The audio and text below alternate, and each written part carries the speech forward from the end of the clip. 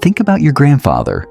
At your age, he likely owned a house, a car, and supported a family of 4, all on a single, average income. Now look at your bank account. Look at the price of rent, the price of a steak, the price of a future. Even with 2 incomes and a college degree, most people today are just surviving. We're told it's just the way things are. Inflation, progress, the market. But what if I told you that everything you've been taught about money is a carefully constructed lie? There is a single date in history where the world as we knew it ended. A moment where the link between your hard work and your wealth was permanently severed. Since that day, productivity has skyrocketed, but your wages? They've stayed frozen in time. Welcome to the 15th of August, 1971, the day the global elite pulled the plug on reality. I am Marcus, and this is the blueprint of the year that broke the world. Look around you. Everything feels harder. In the 1950s, a single income could buy a house, a car, and support a family of 4. Today, 2 incomes are barely enough to cover rent in a city that's crumbling. We are told it's just evolution, technology, or globalization. But they are lying to you. If you look at the charts of human progress, productivity, wages, the cost of living, you'll notice something strange. For decades, everything moved in harmony. People worked harder and they got richer. But then something happened. A sharp, violent break in the timeline. A moment where the link between effort and reward was severed forever. If you trace the lines back, they all lead to one specific point in time. One year that changed the trajectory of human civilization, 1971. This isn't a conspiracy theory. This is the blueprint of how the world was redesigned without your consent. And to understand why your bank account is leaking today, we have to go back to a Sunday evening in August, when a single man decided to change the definition of reality. To understand 1971, we first have to understand the Golden Age. After World War II, the world was in ruins. The leaders of 44 nations met at a hotel in New Hampshire called Bretton Woods. They needed a plan to prevent another Great Depression. The deal they struck was simple. The US dollar would be the world's reserve currency, and the US would promise that every dollar was backed by physical gold. $35 equaled 1 ounce of gold, period. It was a system of trust. You could walk into a bank with paper and walk out with a piece of the earth. This gold anchor kept governments honest. They couldn't print money they didn't have because they couldn't just print more gold. For 25 years, this was the bedrock of the global economy. It created the largest middle class in history. But as the 1960s rolled in, the United States started getting greedy. They had a war to fight in Vietnam and a great society to build at home. The printing presses started humming, and the world began to notice that there were a lot more dollars than there was gold in the vaults of Fort Knox. While Washington was printing dollars to fund jungle wars in Vietnam, someone in Europe was watching. Someone who didn't believe in politicians' promises.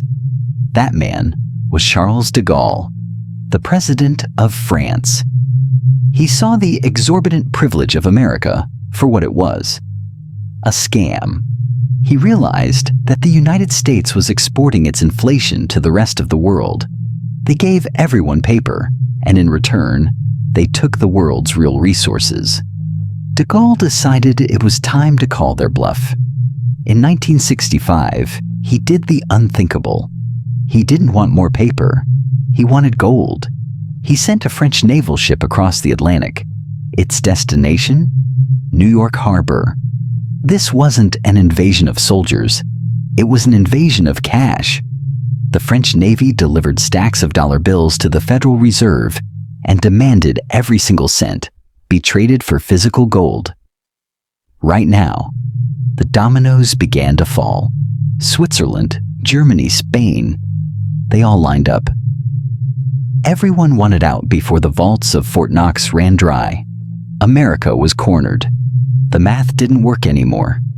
The gold was leaving, and Richard Nixon knew one thing. The gold was almost gone. Sunday night, August 15th, 1971. Most Americans were sitting in their living rooms, watching Bonanza or the Glenn Campbell Good Time Hour. Then the television screens flickered. Richard Nixon appeared. He looked tired, but his voice was firm. In a brief televised address, he announced that the United States would temporarily suspend the convertibility of the dollar into gold. He told the public this was a move to protect the dollar from international speculators. He promised it would stabilize the economy.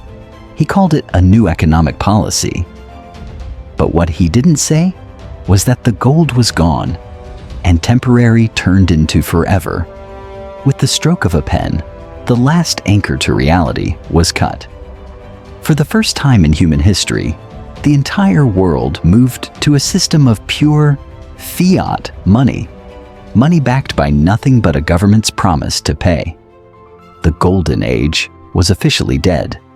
The era of the printing press had begun, and the blueprint for the greatest wealth transfer in history was finally complete. Welcome to the age of the paper illusion. Look at the world around you today. Does it feel harder to get ahead? That's because it is. Since 1971, something bizarre has happened to the economy. It is called the Great Decoupling. Before that year, as workers became more productive, their wages went up in lockstep. We grew together. But the moment we left the gold standard, the line snapped.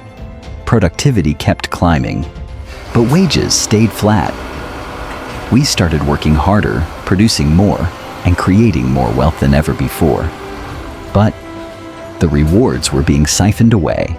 Suddenly, it took two incomes to support a household that used to need only one. Houses stopped being homes and became assets for the elite.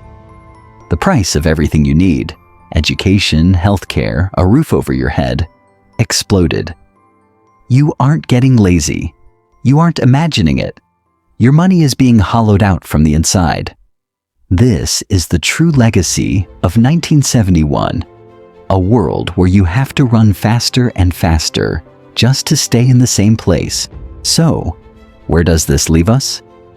We are living in a system designed to melt your savings, a system where the rules were changed overnight without your consent. But for the first time in 50 years, the game is changing again.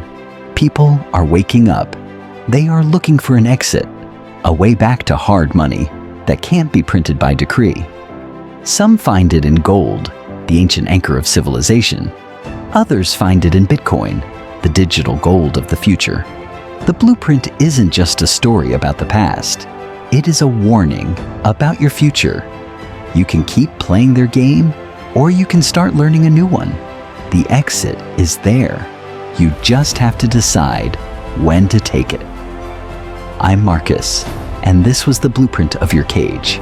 It's time to break out.